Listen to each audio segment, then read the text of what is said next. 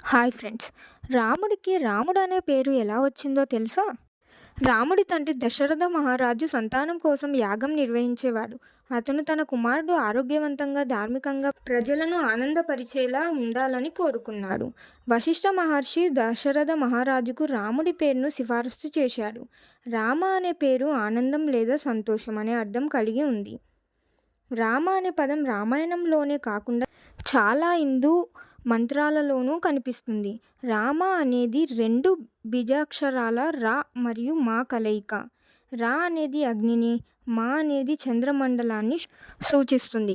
ఈ పేరును జపించడం వల్ల ఒక విధమైన ఆనందం మరియు శాంతి కలుగుతుందని భావించబడుతుంది. వాల్మీకి రామాయణంలో ఈ పేరుకు సంబంధించి మరింత విశదీకరణలు ఉన్నాయి. రాముడి శక్తి, ధైర్యం, ధర్మం వంటి లక్షణాలను ప్రతిబింబించేలా ఈ పేరు ఉంది.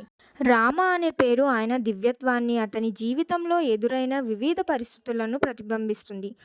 రాముడు ప్రజలందరికీ ఆరాధ్యుడు, దివ్యుడు మరియు న్యాయమూర్తి. ఈ విధంగా రాముడికి రాముడు అనే పేరు ఏర్పడింది. ఇలాంటి ఎన్నో విషయాలు తెలుసుకోవాలంటే నా ఛానల్ని సబ్స్క్రైబ్ చేసుకోండి. ఈ వీడియో ఎలా ఉందో కామెంట్ చేయండి, లైక్ చేయండి, షేర్ చేయండి. Thank you for watching.